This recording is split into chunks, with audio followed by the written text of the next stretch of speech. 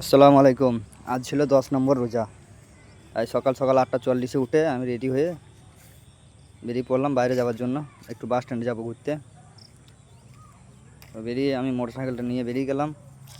এই যে আমার মোটরসাইকেল দেখতে পাচ্ছ। তো মোটরসাইকেল নিয়ে চলে আসলাম, এসে দেখি মসজিদের ছাদ ঢালাই হচ্ছে। তো আমি জানতাম না যে আজ মসজিদের ছাদ ঢালাই হবে। তো এসে দেখলাম, এসে দেখছি মসজিদের ছাদ ঢালাই হচ্ছে, কেমন কী হচ্ছে না হচ্ছে একটু দেখতে এলাম। তো দেখতে পাচ্ছ মেশিনের দ্বারা হচ্ছে ছাদ ঢালাই। তো এসে ছাদের ওপরে এলাম, বেশ বড়, অনেক বড় ছাদ হচ্ছে মসজিদের ছাদ।